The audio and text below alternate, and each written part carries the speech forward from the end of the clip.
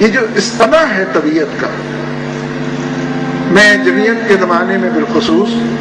اور جمعیت سے فارغ ہونے کے بعد بہت دیر تک، اب نہیں لیکن بہت دیر تک اپنے ساتھیوں سے، جمعیت کے رفقا سے یہ بات کہتا رہا ہوں کہ تحریک اسلامی کو اپنا کیریئر بنائیے۔ اگر آپ نے تحریک اسلامی کو اپنا کیریئر نہ بنایا تو خواہش کے باوجود خدمت نہیں کر سکو۔ تمہارا کیریئر اگر کچھ اور ہوگا تو کیریئر تو جذب و انجذاب سے گزارتا ہے، کیریئر تو سارا وقت کھا جاتا ہے، کیریئر تو ساری صلاحیتیں جذب کر لیتا ہے، کیریئر تو بنانے کے لیے آدمی نت نئے پاپڑ بیلتا ہے۔ اگر تحریک اسلامی کو کیریئر بناؤ گے تو جو تمہاری تقدیر میں، قسمت میں لکھا ہے، اور اللہ تبارک و تعالیٰ قادر مطلق ہے، تمہیں دنیا میں بھی کوئی تکلیف نہیں ہوگی، اور اگر ہوگی تو ایسی تکلیف ہوگی جو اوروں کو تکلیف نظر آئے گی، تم کو راحت اور سکون اور سکینت کی دنیا بسی ہوئی دور تک دکھائی دے گی اور نظر آئے گی۔ اس لیے تحریک کو اپنا کیریئر بنائیے، تحریک کو اوڑھنا بچھونا بنائیے۔ یہ جس معاشی نظام کے تحت ہم زندگی بسر کر رہے ہیں، یہ ظالمانہ نظام، یہ لوگوں کی بگڑی کو بنانے والا نہیں، بنے ہوئے لوگوں کو بگاڑنے والا نظام، کل سے بہتر آج ہو اور آج سے بہتر ہو کل، اس عنوان کو سجانے والا نظام ہے۔ یہ خون چوس لیتا ہے، یہ صلاحیتوں کو پسند کر دیتا ہے۔ میں یہ نہیں کہہ رہا کہ آپ ڈگریاں حاصل نہ کریں، یہ معاشرے میں اسٹیٹس کے لیے ضروری ہے، یہ اپنی وزنی بات کو یہ بتانے کے لیے کہ وہ واقعی وزنی ہے، ان ڈگریوں سے یہ فائدہ بھی ضرور اٹھائیے، لیکن کیریئر اس نوجوان کی اس گفتگو سے لگتا ہے کہ کیریئر تو رضا الہی کا مضمون ہے، پھر یہی اوڑھنا بچھونا ہو، پھر یہی اول و آخر ہو، پھر یہی ملجا اور ماوا ہو، پھر شکایات بھی کم ہو جاتی،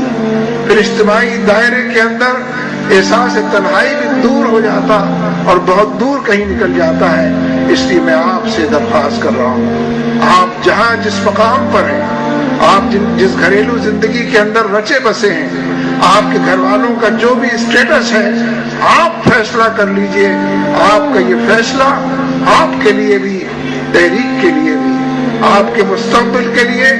آپ کی آخرت کے لیے، اور اس دنیا کو سنوارنے کے لیے، حالات کو بہتر بنانے کے لیے